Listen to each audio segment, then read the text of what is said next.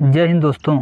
आज हम बात करेंगे कि जो यूपी पुलिस का मॉक टेस्ट खुला है 27 अप्रैल 2025 का, उसका हिंदी का हल देखेंगे कि पेपर कैसा था। तो बात करेंगे कि और इस पे भी बात करेंगे कि हिंदी कहाँ से पढ़ें और हिंदी करने का बेस्ट तरीका।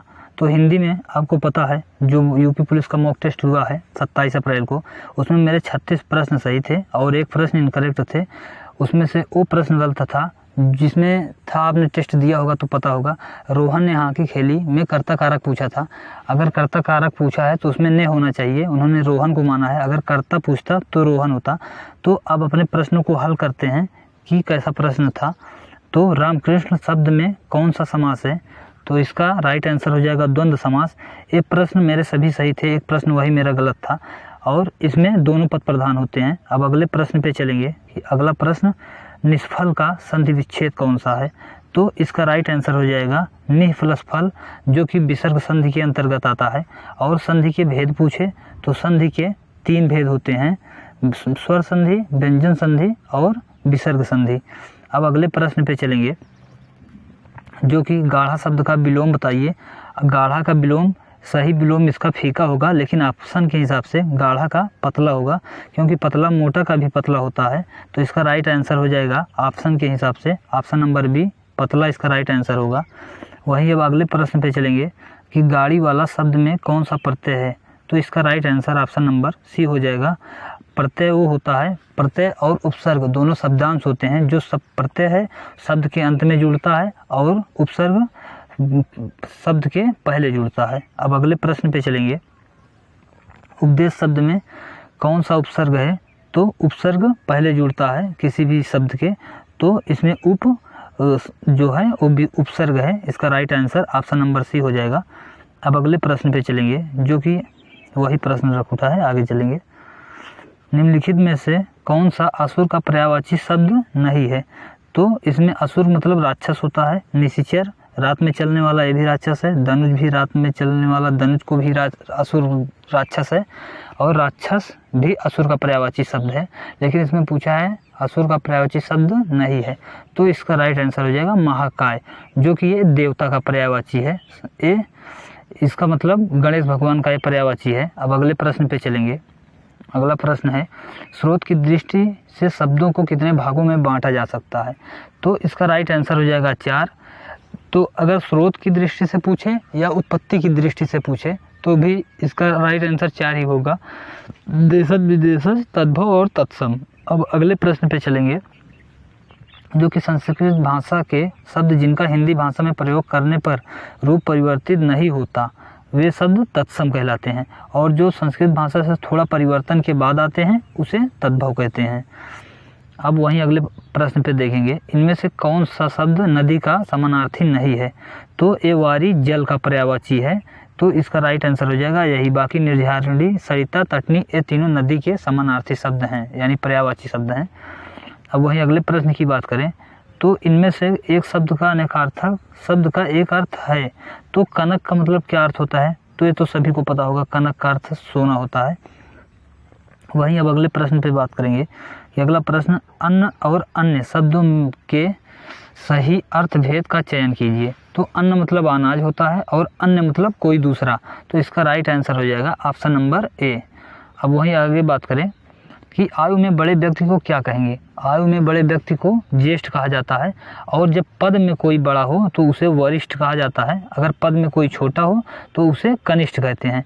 वरिष्ठ का विलोम कनिष्ठ होता है। अब अगले प्रश्न पे चलेंगे कि अगला प्रश्न क्या है, सही वर्तनी वाला शब्द कौन सा है? तो इसमें सही वर्तनी वाला शब्द समिति है, ये भी गलत है और ये तीनों ऑप्शन गलत हैं। इसका राइट आंसर सी हो जाएगा। अब अगले प्रश्न पे बात करेंगे कि इसमें शुद्ध शब्द बताना था। घूमना सुबह अच्छा है, ये गलत लिखा है, इसे शुद्ध करना था। तो इसका राइट आंसर हो जाएगा ऑप्शन नंबर डी, सुबह घूमना अच्छा है, ना कि घूमना सुबह अच्छा है। तो वहीं अब अगले प्रश्न पे बात करें, संभवतः कल इस पुस्तक का विमोचन होगा। तो इस क्रिया किस काल का बोध करा रही है ये बताना था। तो संभवतः कोई निश्चित नहीं है, तो इसका राइट आंसर हो जाएगा आने वाले समय की बात हो रही है, तो संभाव्य भविष्यत काल होगा इसका राइट आंसर। और आपको पूछे कि अगर भूतकाल के कितने भेद होते हैं इसमें, तो भूतकाल के 6 भेद होते हैं और वर्तमान काल के भेद पूछे तो 5 होते हैं और भविष्य काल के भेद पूछे तो 3 होते हैं। अब अगले प्रश्न पे चलेंगे। अगला प्रश्न है यहाँ पढ़ा नहीं जाता, तो इसमें कौन सा वाच्य है? तो इसमें इसका राइट आंसर भाववाच्य होगा। अगर वाच्य के भेद पूछे कितने होते हैं तो 3 भेद होते हैं, कर्मवाच्य, भाववाच्य और कृतवाच्य। ये वाच्य नहीं होता। अब वही बात करें भाववाच्य का उदाहरण क्या हो सकता है, उसमें अधिकतर निषेधवाचक आते हैं कि सीता से चला नहीं जाता, राम से खाया नहीं जाता, तो इसका राइट आंसर हो जाएगा ऑप्शन नंबर सी। अब अरे वाह, उसके बाद आपका आगमन तो आकस्मिक है, तो इसमें रिक्त स्थानों में से विराम चिन्ह का प्रयोग कौन सा किया गया है? तो अरे वाह, तो इसमें विस्मयादि बोधक का प्रयोग किया गया है। इसका चिन्ह इस तरह बनता है। और वहीं अर्ध विराम की बात करें तो अर्ध विराम इस तरह बनता है और प्रश्नवाचक चिन्ह जो कि ये है, और वहीं दोहरा अवतरण चिन्ह इस तरह बनता है। तो उम्मीद करता हूँ कि ये समझ में आ गया होगा। अब अगले प्रश्न पे चलेंगे। तू डाल डाल मैं पात पात, इस लोकोक्ति का अर्थ क्या होगा? मतलब तू डाल डाल तो मैं पात पात, तो इसका अर्थ होगा एक से बढ़कर दूसरा चलना। तो इसका right answer option number C हो जाएगा। वहीं अब अगले प्रश्न की बात करें, क्रोध किस रस का स्थायी भाव है? तो क्रोध रौद्र रस का स्थायी भाव है। और वहीं वीर रस का स्थायी भाव उत्साह होता है और भयानक रस का स्थायी भाव भय होता है।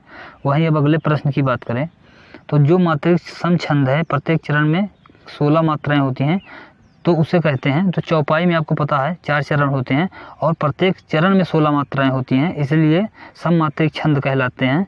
और वहीं दोहा और सोरठा की बात करें, ये तो एक दूसरे के विपरीत होते हैं और ये अर्ध सममात्रिक छंद होते हैं। वहीं अब अगले प्रश्न की बात करें तो कहे कभी बेनी बेनी बेयाल की चुराई लीनी, इनमें कौन सा अलंकार है? तो आपको पता है इसमें बेनी बेनी 2 बार आ रहा है, दोनों का अर्थ अलग है, इसलिए इसका राइट आंसर हो जाएगा यमक अलंकार। और वहीं अब अगले की बात करें, अगले प्रश्न पे, जयशंकर प्रसाद की प्रथम कहानी कौन सी है? तो इसका प्रथम कहानी ग्राम हो जाएगी, जो कि इनकी प्रथम कहानी है। और जयशंकर प्रसाद को छायावाद का कवि कहा जाता है और छायावाद के जनक भी माने जाते हैं। अब आगे बात करेंगे कि आगे हिंदी भाषा किस लिपि में लिखी जाती है? तो इसका राइट आंसर हो जाएगा देवनागरी लिपि में लिखी जाती है। और जब देवनागरी लिपि का विकास पूछे तो वो ब्राह्मी लिपि से हुआ है और एक गुरुमुखी ये पंजाबी की है। अब वहीं आगे बात करें कि वह आज ही जाने की तैयारी में है, इस वाक्य में आज किस प्रकार की क्रिया विशेषण है? तो पता है आज कल ये होते हैं कालवाचक, जो कि समय की बात करते हैं, तो कालवाचक विशेषण है।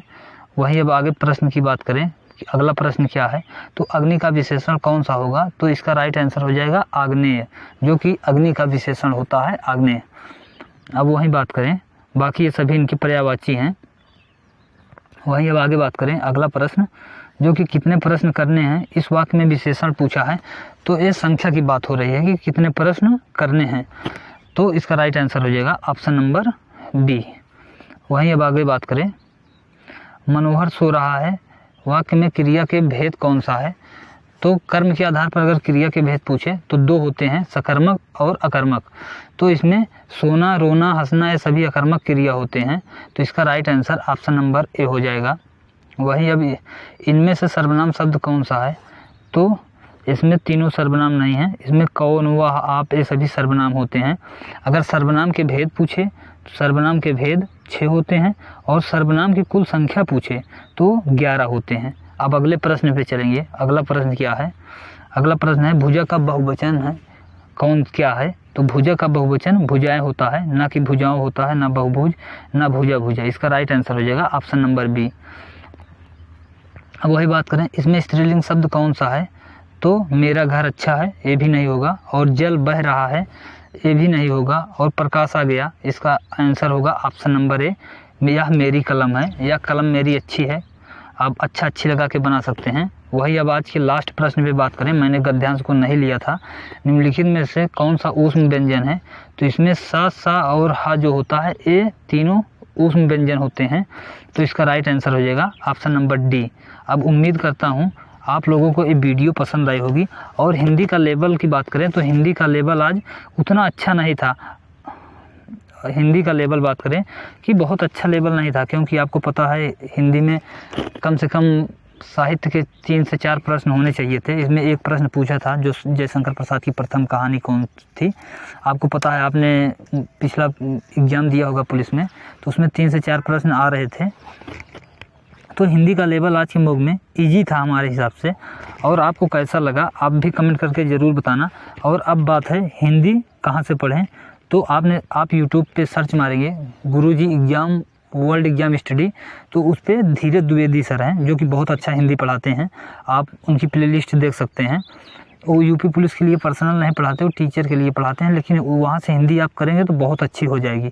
उम्मीद करता हूँ ये वीडियो आपको पसंद आई होगी। अगर पसंद आई हो तो वीडियो को लाइक कर देना और चैनल को सब्सक्राइब कर लेना।